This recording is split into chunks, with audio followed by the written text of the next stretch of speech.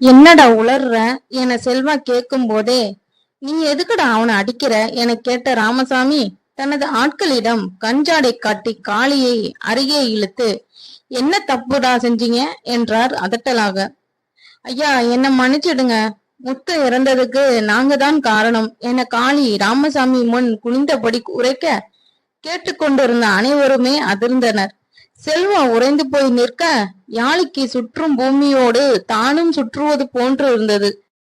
அனைவரை விடவும் அதிகம் அதிர்ச்சி அடைந்தது விஜயாதான். அன்று ஒரு நாள் கருமையான இருள் நிறைந்த நேரம். கூர்மையான கற்கள் பெயர்ந்து கிடக்கும் தரமற்ற கவனிப்பற்ற பரிதாபமான சாலை. 8 மணிக்கெல்லாம் கிராமத்தின் வீட்டின் கதவுகள் அனைத்தும் அடப்பட்டு விடும். அதிகாலை சூரியன் எழும் முன்னே எழுந்து வேலை செய்ய தொடங்கிவிடும் மக்கள் அசதியில் இரவு 8-9 மணிக்கெல்லாம் படுத்து விடுவர். அதன் பின் ஊருக்குள் ஆட்கள் நடமாட்டமானது முற்றிலும் இல்லை. இரவு 11 மணியளவில் தனது 2 சக்கர வாகனத்தில் ஊர் திரும்பினான் முத்து. காலையில் தேர்தலில் நிற்க வேண்டாம் என யாழி வேண்டாம் முடியாது என முகத்தில் அடித்தது போன்று மறுத்துவிட்டதில் யாழி வாடினாலோ இல்லையோ முத்து கவலை கொண்டான். அவனிடம் யாழி கோபம் கொள்வதே இல்லை. எப்பொழுதும் ஒரு மரியாதையோடு நடந்து கொள்பவளுக்கு தன் செயல் கண்டிப்பாக காயத்தை கொடுத்திருக்கும். ஆனால் காட்டிக்கொள்ள மாட்டாள் என அறிந்திருந்தவன் அவளை சமாதானம் செய்வதற்காக அவளுக்கு பிடித்தமான ஸ்வீட் வாங்கி வந்திருந்தான். அதே நேரம் சந்தையில் இறக்க வேண்டிய தேங்காய் லோடை இறக்கிவிட்டு உணவகத்தில் இரவு உணவை முடித்துவிட்டு டாடா ஏசி லோடு வண்டியில் ஊருக்கு கிளம்பினான் காளி. தனது மெக்கானிக் செட்டிற்கு தேவையான சில பொருட்களை வாங்க வந்திருந்த கருப்பன் வாங்கிவிட்டு வர ஊருக்கு செல்லும் கடைசி பேருந்தை தவற விட்டிருந்தான். பேருந்து நிறுத்தத்தில் நின்று கொண்டிருந்த கற்பனை கண்டு கொண்ட காளி, வண்டியை நிறுத்தி ஊருக்கு தான் செல்கிறேன், ஆகையால் உடன் வருமாறு அழைத்து கொண்டான். சற்று தூரம் சென்றதுமே தன் மூக்கால் மோப்பம் பிடித்த காளி கற்பன் வைத்துள்ள பாட்டில்களை கண்டு கொண்டான். மெல்ல பேசி பாட்டிலை கேட்க, அவரோ ஊரில் சென்று குடித்துக் கொள்ளலாம் என மறுக்க, காளி பிடிவாதமாக கேட்கவில்லை. இருவரும் பங்கிட்டு குடித்துவிட்டு போதையில் கிளம்பினர். முத்து ஊர் எல்லையை நெருங்கி வந்து கொண்டிருக்க திடீரென அவன் வண்டி பழுதாகி நின்றது. சாலையோரம் நிறுத்தியவன் இறங்கி என்னவென ஆராய்ந்து கொண்டிருந்தான். சற்றே குறுகலான சிறிய சாலை. அதன் இரு புறங்களிலும் மழைநீர் ஆற்றில் சென்று கலக்க இருக்கும் பெரிய ஓடைகள். அந்த நேரத்தில் நீரோட்டம் இல்லை ஆகையால் அதுவும் பராமரிப்பின்றி கற்களும் முச்செடிகளும் புதராக மண்டி கிடந்தது. முத்து வண்டியை ஆராய்ந்து கொண்டிருக்க மஞ்சள் ஒளியோடு நிலையில்லாது தடுமாறியபடி வந்த அதே டாடா ஏசி வண்டி ஒன்று நொடி நேரத்தில் முத்துவின் மீது மோதிவிட்டு நில்லாமல் சென்று விட்டது. வண்டியை ஓட்டி வந்த காளி வேகமாக வந்து நிறுத்தியது தற்போது செல்வா இருக்கும் மாந்தோப்பு பண்ண வீட்டில்தான். அடே, எவனையோ வண்டிக்காரனை அடிச்சிட்டு நீ பாட்டுட்டு வந்துட்ட, வா திரும்பி போய் பார்த்துட்டு வருவோம் என கருப்பன் அரை போதையில் அழைக்க, இங்கிருந்து நீ வீட்டுக்கு போன, எல்லாத்தையும் நான் பாத்துக்கிறேன் என காளி முழு போதையில் உளறினான். அப்போது கருப்பன் செல்லாமல் அவனை தெளிய வைக்க முயற்சிக்க, அவனோ தான் சென்று பார்த்து கொள்வதாகவும் அவரை செல்லும்படியும் கட்டாயப்படுத்தி வீட்டிற்கு அனுப்பிவிட்டு வண்டியிலேயே படுத்து விட்டான். இருட்டில் யார் மீதோ மோதியதுதான் தெரியுமே தவிர அவன் யார் என்றோ அவன் நிலை என்ன என்றோ இருவருக்கும் தெரியாது. விடுவதற்கு சற்று முன்பே விழித்துவிட்ட காளி வண்டியின் ரத்தத்தை பார்க்கவும் அதிர்ந்தான். அதை விடவும் போலீஸ் கேஸ் என பயம் பற்றி கொண்டது. வேக வேகமாக வண்டியை துடைத்து விட்டு விடியும் முன்னே வேலுமாணிக்கத்தின் வீட்டிற்கு சென்று சாவியை கொடுத்து விட்டு அவசரமாக தன் மனைவி அழைத்ததாகவும் மாமியார் வீட்டுக்கு செல்வதாகவும் கூறியவன் ஊரை விட்டு ஓடிவிட்டான். விடிந்த பின்னே முத்துவுக்கு விபத்து என ஊருக்குள் செய்தி பரவ அனைவரும் அவன் நிலையை நினைத்து வருந்தினர். விஷயம் அறிந்ததும் கற்பனுக்கு இதயமே வெடித்து விட்டது போன்று வலித்தது. தான் வளர்த்த முத்துவின் இறப்பிற்கு தானே காரணமாகியதை நினைத்து பெரிதும் வருந்தினான். ஏற்கனவே அழுது கரைந்து கொண்டிருக்கும் மனைவி மகளிடம் சென்று உண்மையை உரைக்கவும் முடியாதுன்னு வெம்பினான். ஊர் மக்கள் அனைவருக்கும் உதவும் முத்துக்காய்ந்த நிலை என நினைத்த அனைவரும் கலங்கினர். மொத்த ஊரும் அவனுக்காக கலங்கி கண்ணீர் விட்டனர் அன்று. ஆனால் இன்றும் அனைவரின் நினைவிலும் நீங்காது நிலைத்து நின்றான். பொறுப்பற்ற குடிமக்கள் இருவரின் அலட்சியமும் தரமற்ற சாலையும் வாழ வேண்டிய ஒரு நல்லவனின் உயிரை பறித்தது. ராமசாமி கேட்டதும் பம்மியபடி அனைத்தையும் உளறிவிட, களவாணி பயல செய்யறதையும் செஞ்சுட்டு ஊற விட்டு ஓடி ஒளிரையாக்கும் என காளியின் கன்னத்தில் அறைந்தவர் செல்வாவிடம் பக்கம் திரும்பினார். செல்வா, குடும்பத்தை விடவும் அதிகம் பாசம் கொண்டது முத்து மீதுதான். தந்தை இழப்பை விட அதிகம் பாதித்தது முத்துவின் இழப்பை தான். என்னதான் யாழி அவன் குடும்பத்திற்கு எதிராக செயல்பட தூண்டினாலும் அவன் எதிர்த்ததுக்கு முக்கிய காரணம் முத்துவின் மீதான பாசம்தான். எத்தனை நட்புகள் இருந்தாலும் முத்துவுடனான நட்பு செல்வாக்கு உயிர் மூச்சு போன்றது. முத்துவின் இழப்பிற்கு காரணம் பாலாவோ ராமசாமியோ என நினைத்திருக்க, கற்பன்தான் என அறிய வந்ததும் அவனால் ஏற்க முடியவில்லை. தன் வீட்டார்களை எதிர்த்தவன் கற்பன் என்னும் போது மட்டும் எவ்வாறு எளிதாக விடுவான்? காளிதான் முத்துவின் இறப்பிற்கு காரணமாக இருப்பான் என நினைத்து அடித்த செல்வா, உண்மை என்னவென்று அறிந்ததும் தாங்க முடியாது தவித்து நின்றான். என்ன செய்ய போகிறார் என்ற ராமசாமி பார்வையை உணர, விடியவும் போய் கம்ப்ளைண்ட் கொடுக்க போறேன் என உறுதியான குரலில் உரைத்தவன் தன்னை பற்றியிருந்த கற்பன் கைகளை விலக்கி விட்டான்.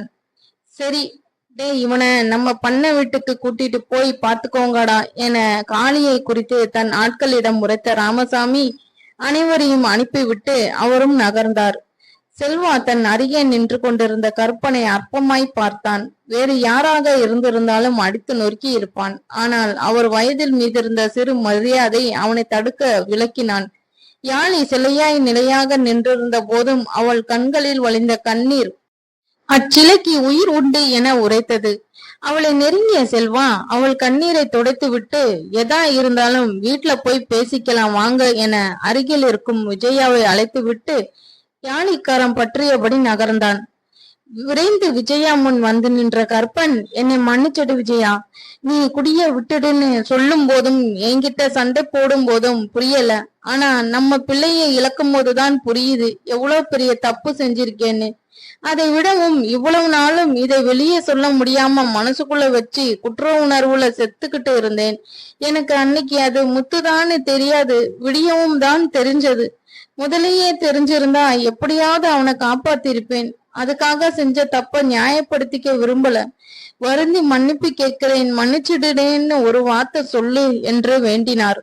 ஆனால் அவர் கெஞ்சல் எதுவும் கல்லாய் மாறிய விஜயா மனதை கரைக்காது போக அக்னி பிளம்பாய் வெடித்தார். செஞ்ச தப்புக்கு மன்னிப்பாயா வேணும்? தப்பு செஞ்சா பண்ணிக்கலாம், பாவம் பண்ணிட்டு வந்தா எப்படி மன்னிக்க முடியும்? கடவுள் தான் தண்டனை கொடுக்க முடியும். ஆனாலும் உனக்கு கொஞ்சம் கூட மனசாட்சி இல்லையா? அப்பனாட்ட இல்லாம அவன் தவிச்சு நின்ன போதும் சொத்து இருக்கு வீடு இருக்குன்னு கை குழந்தையோட என்னை கூட்டிட்டு வந்தீரு. நீ குடும்பத்துக்கு என்னைக்காவது சம்பாதிச்சு கொடுத்திருக்கியா? விவரம் தெரிஞ்சதுல இருந்து அவன்தான் குடும்பத்தை பாத்துக்கிட்டான். யாழினியும் படிக்க வச்சான். உன் சம்பாதியத்துல குடிச்சது போக அவங்கிட்டையும் காசு வாங்கி குடிச்ச ஆளுதானையா நீ? உன்கிட்ட சண்டை போட்ட போதெல்லாம் உனக்கு தானையா சப்போர்ட் செய்வான். அவனை போய் கொல்ல எப்படியும் மனசு வந்துச்சு? கொலைகார மனுஷா, அன்னைக்கு அவனுக்கு பதிலுக்கு நீ செத்திருந்தா கூட தாலி அறுத்துக்கிட்டு தலைமுழிக்கிட்டு பிள்ளைங்க சந்தோஷமா வாழ்றத பார்த்து நானும் சந்தோஷமா இருந்திருப்பேன். ஆனால் இப்போ எனக்கு தீரா குற்ற உணர்ச்சியை கொடுத்துட்டியே என கத்தியவள் விறுவிறுவென வீடு நோக்கி நடக்க தொடங்கினாள். அதிர்ந்து பார்த்து கொண்டிருந்த யாழி செல்வாவும் கற்பனை ஒரு பார்வை பார்த்துவிட்டு விஜயா பின்னே சென்றனர். ஒரு கணவனாக கேட்கக்கூடாத வார்த்தைகளை மனைவியின் வாயிலிருந்து கேட்ட பின் உயிர் வாழ்வது வீண் என்ற வேதனையோடு தனித்து நின்று கொண்டு இருந்தார். லேசான இருள் சூழ்ந்திருந்த நேரம் தற்போது முற்றிலும் வெளிச்சம் விலகி இருளாய் இருந்தது. மூவருமே மனம் கணக்க வீடு வந்தனர்.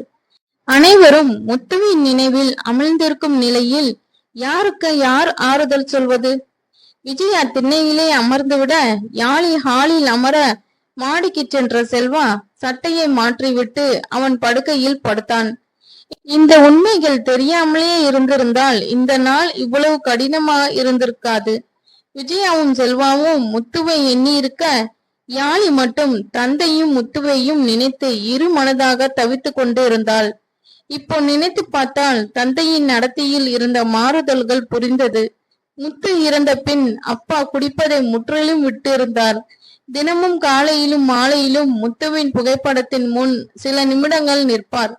தன் தந்தையின் மீது தவறு இருக்க அதை அறியாத செல்வா மீதும் அவன் மொத்த குடும்பத்தின் மீதும் கோபம் கொண்டு அவனையும் படுத்து விட்டோமே என்ற குற்ற உணர்வும் தோன்றி மனம் பாரமானது. தங்க மகள் என சீராட்டிய தந்தையும் தன் தேவைகளை நிறைவேற்றி வளர்த்த முத்து என இரு பக்கமாய் மனம் ஊசலாடியது. தந்தையின் தவறை ஏற்க முடியவில்லை, அவரை மன்னிக்கவும் முடியவில்லை. தான் அதற்காக முற்றிலும் தவிர்த்து விட அவளால் இயலாது. நீண்ட நாட்களுக்கு பின் தன் கண்ணீரில் ருசி அறிந்தாள் ஆளி. விஜய் அதைவிட இறுக்கமாய் இருந்தாள். நேரம் சென்றதே தெரியவில்லை. சில மணி நேரங்களில் அவர்கள் வீட்டிற்கு ஓடி வந்தான் பரத். வாசலில் இருந்த விஜயாவும் யாழியையும் திரும்பியும் பார்க்காமல் இருக்க செல்வாவிடம் ஓடினான். செல்வா அண்ண, கற்பமாமா நெஞ்சு வழியில துடிக்கிறாரு, வாங்க அண்ண என அவனை தட்டி அழைத்தான். பதறி எழுந்த செல்வா, எங்கடா? நம்ம அரச மரத்தடியில மணல்ல தான் படுத்திருக்காரு. தமிழனை போய் பார்க்கும்போது நெஞ்சு வலின்னு சொன்னாராம் என்றான். சமீப காலமாக உயிரின் அருமையும் உறவுகளின் தேவையும் நன்கு உணர்ந்திருந்தான். அவர் தவறை ஏற்க முடியாத போதும் அவர் மீது அக்கறை இருந்தது செல்வாக்கு. பயத்தோடு ஒரு பதற்றமும் பற்றி கொள்ள, நீ போய் எங்க பெரியப்பா கிட்ட சொல்லி கார் எடுத்துட்டு வா, நான் போய் என்னன்னு பாக்குறேன் என்றவன் பரத்தோடு விரைந்து வெளியேறினான். அப்பொழுது விஜயாவும் யாழியும் கண்டு கொள்ளாமல் இருக்க, இந்த இரவில் அவர்களை தொந்தரவு செய்ய வேண்டாம் என்று செல்வாவும் எதுவும் சொல்லாமல் சென்று விட்டான். பரத் பெரிய வீடு நோக்கி செல்ல, செல்வா பேருந்து நிறுத்த அரச மரத்தடிக்கு விரைந்து வந்தான். பேருந்து நிலைய கட்டிடம் கட்டுவதற்கு கொட்டப்பட்டிருந்த மணலில் கருப்பன் படுத்திருக்க, அவர் அருகில் கருச்சட்டியும் மணியும் இருந்தனர். செல்வாவை பார்த்ததும், ராத்திரிக்கு 2 இட்லி சாப்பிட சொல்லலாம்னு பார்க்க வந்தேன். அவர் என்னடானா நெஞ்சு வலியில துடிச்சுக்கிட்டு இருக்கார். நான் வரத்துக்கு முன்னாடி எவ்வளவு நேரம் துடிச்சிட்டு இருந்தாரோ, பாவண்டா மனுஷன் என்றான் தமிழ். செல்வா பதில் பேசாது கற்பனை ஒரு நொடி பார்த்தான். முத்துவும் இது போல் தானே யாரும் கவனிக்காமல் ஆதரவற்ற நிலையில் துடித்திருந்திருப்பான் என தோன்றியது. நல்லவனோ கெட்டவனோ, மனிதனோ மிருகமோ, ஒரு உயிர் துடிக்க பார்த்து கொண்டு இருப்பது மனித தன்மையற்ற செயல்தானே. பாசத்தை தாண்டியும் அவர் மீது மனித நேயம் தோன்ற விரைந்து சென்று தூக்கினான். தமிழ் உதவிக்கு வர, அதற்குள் பரத்தும் கார் எடுத்து வந்துவிட தூக்கி கொண்டு மூவருமாக மருத்துவமனைக்கு விரைந்தனர். மருத்துவமனையில் சிகிச்சைக்கு அனுமதித்து விட்டு இரவெல்லாம் அங்குதான் இருந்தனர். காலையில் தமிழும் பரத்தும் ஊர் திரும்பிவிட செல்வாவுடன் இருந்து கவனித்துக் கொண்டான். காலையில் வெகு நேரத்துக்கு பின்னே செல்வாவை காணாது யாழி தவித்திருக்க, ராமசாமி வீட்டில் காரை விட்டு வந்த பரத் யாழியிடம் தகவல் சொல்லிவிட்டு சென்றான். தவறு செய்த போதும் பெற்றவரின் மீது ஈரம்மன் போல சிறு பாசம் ஒட்டி கொண்டு இருக்க யாழி கலங்கினாள். ஏற்கனவே ஒரு இழப்பை கண்ட வீட்டில் மற்றொரு இழப்பை தாங்கும் சக்தி இல்லை. யாழிக்கு மனம் அடித்து கொண்டு இருந்தது. செல்வாவின் எண்ணிற்கு அழைத்தால் அழைப்புகள் ஏற்கப்படவில்லை. பரத்திடம் கேட்டால் மாலைதான் செல்லும் முன் உடன் அழைத்து செல்வதாக ஆறுதல் கூறினான். அவளோ தந்தையின் நிலை அறியாது தவித்து நின்றாள். பரத் உரைத்ததையும் யாழினி தவிப்பையும் கண்டு கொண்ட போதும் விஜயா சிறிதும் பதறவில்லை. ஆழ்ந்த மௌனத்தில் இறுகிய தோற்றமாக இருந்தாள். மாலை பரத் கிளம்பும் நேரம் யாழி தயாராக வர வேண்டாம் என செல்வா மறுத்ததாக உரைத்தவன் யாழியை விட்டு விட்டு சென்றான். அவன் சென்ற 1 மணி நேரத்தில் செல்வா வீட்டிற்கு வந்து விட்டான். செல்வாவின் முகத்தில் பசியுணர்வு அப்படியே தெரிந்தது. மிகவும் சோர்ந்து போய் வந்திருந்த போதும் யாழி தந்தையின் நலனை விசாரிக்க பதிலளித்தான். கற்பனுக்கு நெஞ்சுவலி மட்டுமல்லாது ஒரு கை கால்கள் செயலிழந்ததாகவும் மிகவும் பலகீனமாக இருப்பதாகவும் தெரிவிக்க கேட்ட யாழி அதிர்ந்தாள். விஜயாவின் காதுகளில் கேட்டதோ என்னவோ கண்டு கொள்ளாதவர் செல்வாக்கு உணவு எடுத்து வந்தார். யாழினி கலங்கி கொண்டிருக்க அவளை சமாதானப்படுத்தவும் இயலாது உண்டுவிட்டு அசதியில் செல்வா படுத்து விட்டான். அழுது அழுது அசதி அடைந்தவள் அவன் நெஞ்சில் சாய்ந்தபடி தன்னை மறந்து உறங்கிவிட விடியலில் கண் விழித்தான் செல்வா. அழுது சிவந்து ஊதிய கன்னமும் மூடிய சிப்பி இமைகளும் மனைவியின் வாடிய தோற்றத்தை எடுத்து காட்டுவதாக தோன்றியது. அப்போதும் அவனுக்கு அவள் அழகு நெற்றி முடிகளை ஒதுக்கி அவள் உறக்கம் களையாதபடி மெல்லியதாய் இதழ் ஒற்றியவன் மீண்டும் அணைப்பிற்குள் அவள் வாசம் நுகர்ந்தபடி கண் அயர்ந்தான். குடும்ப கஷ்டங்கள், கவலைகள், கடமைகள் எதுவும் அறியாது வாழ்ந்தவனுக்கு முதல் முறை இவற்றை அனுபவிக்கையில் கடினமாகத்தான் இருந்தது. ஆனாலும் யாழி அள்ளித்தரும் அன்பும் அவள் அருகாமையும் புது உற்சாகம் தர அவள் கோபம் அவனை செயல்பட வைத்தது. அவளே அவனின் இயக்க சக்தியாக இருக்க அவளே அறியாது அவனை ஆண்டு கொண்டு இருந்தாள். அதை அவன் அறிந்து கொண்டான்.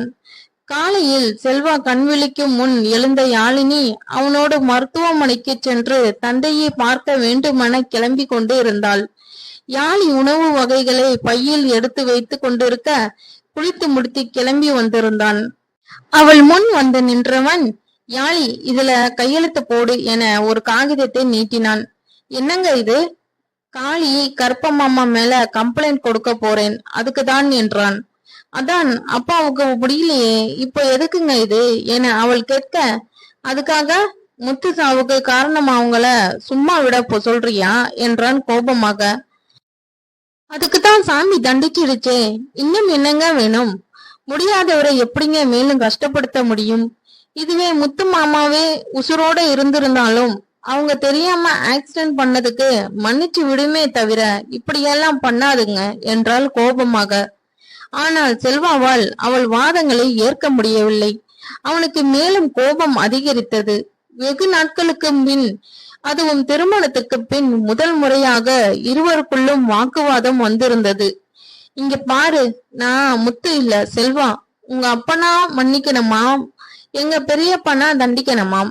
இது என்ன நியாயம் என சினமுடன் அவள் தோள்களை பற்றிபடி கேட்டான்.